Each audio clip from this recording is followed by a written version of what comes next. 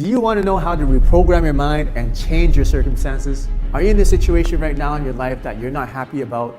You're frustrated with something, you're lacking something in your life, or you're just overwhelmed with so many things happening? They say that half the battle is won inside your mind. If you change the way your mind works, you will actually change your circumstances. In this video, I'm going to share with you my personal secrets that I've used to change my own life. I was poor, I was in debt, I was sick and depressed, and not happy. Applying these principles and tips, I was able to turn my life around. And now I'm successful, I'm happy, I'm very healthy, and I'm able to touch many people's lives as well. What you're about to learn is a lesson from one of my courses that's valued at over $1,000. And you can learn this absolutely free. So pay close attention because what you're about to learn may transform your life forever. That and more is coming up.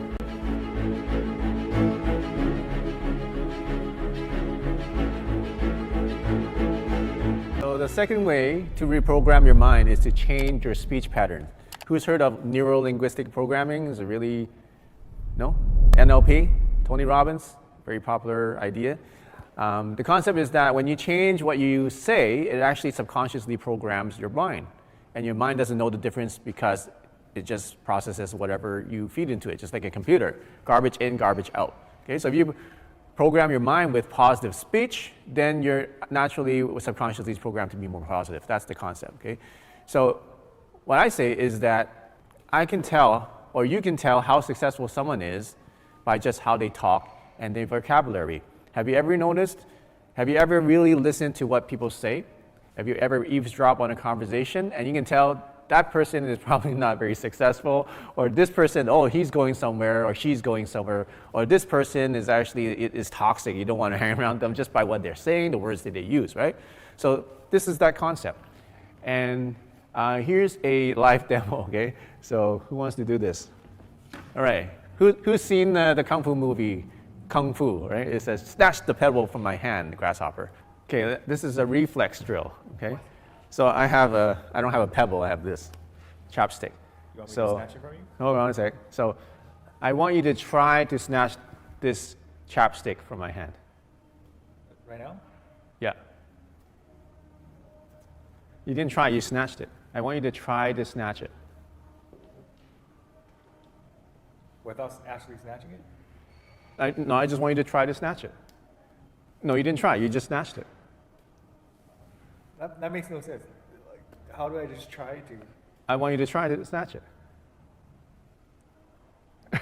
No, you just didn't snatch it. That's what, you just didn't snatch it. You didn't, okay. You just snatched it, you didn't try. Are you confused? Yes. Okay, yes, I'll explain. Try versus attempting. Trying is a pre-failure word. Because you can't try to do something. You can either do it or you don't do it. I just showed you. You can't try it. Either you snatched it or you didn't snatch it. Okay, so when people say try, it's actually a pre-failure word because there's no such thing as try. Try doesn't exist. Okay, now what's a better word to use? Attempt.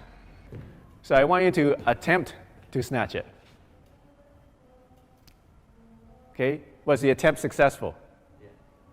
Did he snatch it? Yes. Good job. Okay, so attempt is a pre-success word, whereas try is a pre-failure word. You know, a lot of people use the word try, and a lot of people don't recognize this. So when a lot of people use the word try, is actually subconscious. It's kind of like a pre-failure programming. When you just simply change that to attempt, now in your mind, you're able to attempt, either the attempt was successful or attempt that was unsuccessful. Does it make sense? Okay. So there's actually three words that keep you stuck. Try is one of them. The other one is why. And the third one is can't. Try is a pre-failure word. Do or do not, there's no try. Yoda is way ahead of everybody. How about why? Second question. Let me ask you this. Does why load information first, or does it load emotion first when you ask why? Okay. I think emotion first. Like when you ask why, you're like already trying to reject something. Okay. Okay. Well, let's compare it to all the other questions. What is that? Emotion first or information first? Information first. When is that? Information first or emotion first? Information. Where? Is that information or emotion? First. Information. Okay? Compared to those ones, why? Is it more information or more emotion first? You still think information? Okay. So it's actually, for most people, it's emotion first. Because why is not hard data that you can get. Okay? So whereas where, when, what is hard data, right? You can specifically figure out what that is. But then why is like, there's no hard data you can grasp onto it, so your mind actually goes emotional first before it goes to information. Yeah. So how about this? The second question is why is that based in the present, past, or future when you ask that question? Where does your mind go? Does it go past, present, or future? It goes to the past. We covered this in the last session, is that where's the best time to be? In the present, right? Can you change the past? You can't, but we can learn from the past. So what why does is actually makes you emotional and puts you into the past where you can't change anything. Okay, so if you ask why a lot, what happens is it just keeps you stuck. It goes in the loop that you can never get out because you never change it, and it keeps you emotional and it keeps you from thinking in terms of information rather than emotion. There's a third one, can't. And this is pretty obvious, I think, is it imposes psychological limits that may not exist in reality. So many people say, I can't do that, or that can't happen, or I can't believe that's happening. If you use a lot of can't, you can tell that they have a lot of self-imposed limiting beliefs inside their mind. Okay, so those three words that keep you stuck. Now, you might be asking, okay, what are some words that are opposite? If they're negative words, what are some positive words? So here's 3 positive words that get you unstuck and help you to keep moving forward. And these 3 words are might, specifically, and now. So let me ask you, what do you think makes these 3 words so powerful? The now. Now. Why is that powerful? Because now you're taking action. Finally, you're taking action. Right. Now, because you can take action in the present. Okay? How about the other ones? Specifically, meaning you have a goal now, you can achieve something now. Right. Specifically because you have a goal, right? You have something that you can do, something achievable. Okay, good. And then how about might? I think might just opens up more opportunities. Opportunity. Okay? So here's the answers. So might has built into it possibility. It also is a synonym of strength, right? Might, as in might.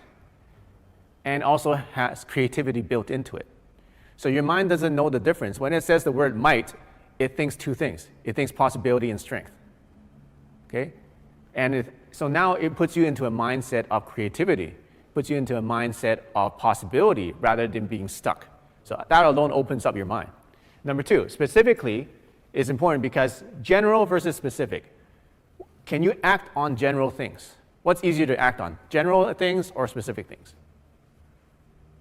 Specific. Definitely, right? When somebody tells you to, okay, go and make money, right? Rather than say, okay, go and follow this system, do step 1, 2, 3 specifically, and make money. Which one's easier? Which one has a higher chance of success? The specific one, right? So knowing the difference between general instructions versus specific instructions makes a huge difference. A lot of people get stuck in the general. They say, well, I know what I'm going to start a business. Yeah, that's how I'm going to make money. And then like 5 years down the road, they haven't done anything because they had nothing specific in their mind, right? Okay? Or I'm going to get in shape. They say, how are you going to do it? I don't know, I'm just going to do it. They have nothing specific. And then like 5 years later, they're still fat blob. Okay? So specific is important because you can only act on the specific and it's a lot more higher chance of success. How about now? Right, because you can only change the future now. You can't change the future in the past, you can't change the future in the future. You can only change the future now. And that's from our level 2 training. So here's one simple question that gets you unstuck. Would you like to know what's one simple question you can always ask yourself if you're in a stuck situation that will get you out, is this. What might I do specifically about this situation now? Notice what I did. It combines all three of the power words and doesn't have any of the stuck words, right? Because this is what happens. We get into situations where we have a problem, we don't know how to solve it. And then we feel frustrated, we feel overwhelmed, we feel like lacking, we feel stuck. And what most people do, they ask, number one, why is this happening, right? Or I can't believe this is happening. They say, okay, I'm gonna try and not feel so bad, or something like that. So they use those language, and that language actually makes you more stuck. It doesn't help you. Okay? So here's one question to just practice this. Whenever you have any problem, any situation, or any problem you need to solve, ask yourself this: what might I do to specifically about this situation now? And then now a program puts your mind into a resourceful setting, resourceful default, rather than a stuck default. Make sense?